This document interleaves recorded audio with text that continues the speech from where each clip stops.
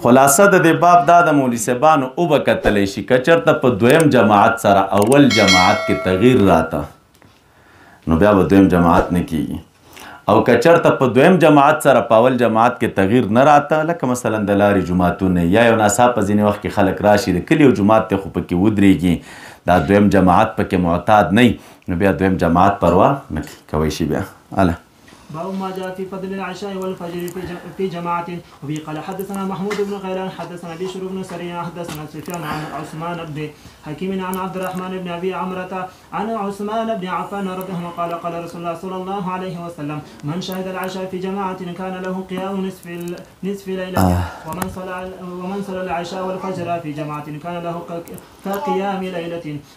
وفي الباب عن ابن عمر وأبي هريرة وأنس وعمارة بن رويبة وجندب وأبي بن كعب وأبي موسى وبريدة رضي الله عنه قال أبو عيسى حديث عثمان رضي الله عنه حديث حسن صحيح. وقد روي هذا الحديث عن عبد الرحمن بن أبي عمرة عن عثمان رضي الله عنه موقوفا وروي من غير وجه عن عثمان رضي الله عنه مرفوعا. وبه قال حدثنا محمد بن بشار حدثنا يزيد بن هارون حدثنا داود بن أبي هند عن الحسن عن جندب بن سفيان رضي الله عنه عن النبي صلى الله عليه وسلم قبل من صلى الصبح فهو في ذمة الله فلا تغفر الله في ذمته. وبه قال حدثنا عباس العنبري حدثنا يحيى بن كثير أبو غسان العنبري عن إسماعيل الكحالي عن عبد الله بن أوس الخزاعي عن بريدة الأسلمي عن النبي صلى الله عليه وسلم قال بشر المشائين في ظلام إلى المساجد بنور التام يوم القيامة. هذا حديث غريب. باب ما جاء في فضل صف الأول. وبه قال حدثنا قتيبة حدثنا دا اولنی صف د فضیلت بیان درته کوي. وبه قال حدثنا قتيبة حدثنا عبد العزيز بن محمد عن سهيل بن أبي صالح عن أبيه عن أبي هريرة رضي الله عنه قال قال رسول الله صلى الله عليه وسلم خير صفوف الرجال أولها وشرها آخرها وخير صفوف النساء آخرها وشرها أولها. وفي الباب عن جابر وابن عباس وأبي سعيد وأبي وعائشة والعرباض بن سارية وأنس رضي الله عنه. نو خلاصه دا شو چې د سړو بهتر صف هغه دی چې امام ته نږدې نو هغه ولنی دی او ښځې چې څومره لرې وي د سړو نه نو هغوی دپاره دا بهتره ده نو د ښځو دپاره بهترین صف اخرنی صف دی. قال أبو عيسى حديث أبي هريرة رضي الله عنه حديث حسن صحيح. وقد روي عن النبي صلى الله عليه وسلم أنه كان يستغفر للصف الأول ثلاثا ولسان مرة. وهو قال النبي صلى الله عليه وسلم لو أن الناس يعلمون ما في النداء وصف الأول ثم لم يجدوا إلا أن يستهموا عليه. بیا بله چاره نه وی ګیر کړی مګر دا چې دوی پچ اچولی پې کاغذ یې څه که پوزه دې پاکه نو پچه به پې اچولی وی يستهموا عليه لاستهموا عليه. حدثنا بذلك اسحاق بن موسى الانصاري حدثنا معن حدثنا مالك وحدثنا قتيبة عن مالك عن سمين عن ابي صالح عن ابي هريرة رضي الله عنه النبي صلى الله عليه وسلم مثله ما جاء في اقامة الصفوف. وبه قال حدثنا قتيبة حدثنا ابو عوانة عن سماك بن حرب عن النعمان بن بشير رضي الله عنه قال كان رسول الله صلى الله عليه وسلم يسوي صفوفنا فخرج يوما فرأى رجل خرجا وصدره عن القوم فقال لا تسوون صفوفكم او ليخالفن الله بينكم. یا خپل صفونه برابر کې یا به دا چې خدای تعالی به ستاسو د زړونو په منځ کې سره مخالفت واچوي. عن جابر بن سمورة والبراء وجابر بن عبد الله وانس بے اتفاقی و بغض و عناد به پیدا کی چې د دې پوجا په تاسو کې انتشار پیدا شي. او یا دا مطلب هم کېدی شي مولوي صاحبانو چې ستاسو مخونه به د خرو په شانو ګرځئ دا احتمال هم شته. او کانما یسوي بها القداح گویا کې رسول الله صلی الله علیه وسلم د دې په ذریعه غشي سیده کول مطلب دا دی چې د صفونو سیده کولو به دومره اهتمام کو لکه د غشي په شان نیغ. قال أبو عيسى حديث نعمان بن بشير رضي حديث حسن صحيح. وقد روي عن النبي صلى الله عليه وسلم أنه كان من تمام الصلاة إقامة الصف.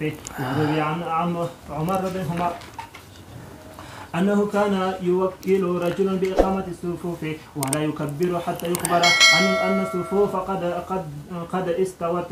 وروي عن علي وعثمان رضي الله عنهما أنهما كانا يتعاهدان ذلك ويقولان استووا وكان علي رضي الله عنه يقول تقدم يا فلان تأخر يا فلان. دا آواز به کو فلانه را مخ کې شبنم بیا خسته فلانه شاته شه. أو ما جاء ليالين منكم أولو الأحكام والنهى. قال حدثنا نصر بن علي الجهضمي حدثنا يزيد بن زرعين حدثنا خالد الحدائي. محبوب فرمایل ماته د نږدې ودرېږي په تاسو کې هغه چې هوښیار خلک دي او پوهه خلک دي هغه دې راته نږدې ودرېږي. عن أبي مشعر عن إبراهيم عن علقمة عن عبد الله رضي الله عنه النبي صلى الله عليه وسلم قال ليلين منكم أولو الأحكام والنهى ثم الذين يلونهم ولا تخلفوا فتختلف قلوبكم وإياكم وهيشات الأسواق. أبي بن كعب وأبي مسعود وأبي سعيد والبراء وأنس رضي الله عنهم قال أبو عيسى حديث ابن مسعود هذا حديث حسن صحيح. وروي عن النبي صلى الله عليه وسلم أنه كان يعجبه أن يليه المهاجرون والأنصار ليحفظوا عنه. دا ګوره دا علت دی ښه د دې دپاره به دوی ځان ته نږدې ودرول چې لیحفظوا عنه چې دوی د محبوب دا طریقه د مانځه محفوظه کړي او یاد یې کړي. نو ویل به چې هوښیار پوهه مشران خلک ما ته نږدې ودرېږئ. وخالد الحذاء وهو خالد بن مهران يكنى أبا المنازل. سمعت محمد بن إسماعيل يقول إن خالد الحذاء ما حزن على قط إنما كان يجلس إلى حذاء فنسب هلته یو حذا سره به کېناسته څوک چې دغه پڼې مڼې موچي دا شیان ګنډي نو موچي نو دی به ورسره کېناسته نو فنسب الیه نو نسبت یې هغه ته کېده. باب ما جاء في كراهية الصف بين السواري. قال حدثنا هنا بن حدثنا عن سفيان عن يحيى بن هاني ابن. په دې مسله کې د اهل علم اختلاف د مولوي صاحبانو چې د دوستانو په منځ کې صف جوړول جایز دی او که نه دي. عند الجمهور جایز دی او د امام احمد رحمت الله علیه په نسبت باندې جایز نه دي. امام احمد رحمت الله علیه په دې مسله کې دغه حدیث الباب نه استدلال کوي. وبه قال حدثنا هناد حدثنا ولكن عن سفيان عن ابن عروة المعري. جواب دا دی چې دا حکم په هغه زمانه کې و چې په مسجد نبوي پورې خاص و. دا په هغې زمانه کې و ځکه چې د مسجد نبوي ستنې متوازي او برابرې نه وې بلکې کږې ودرېدلې وې.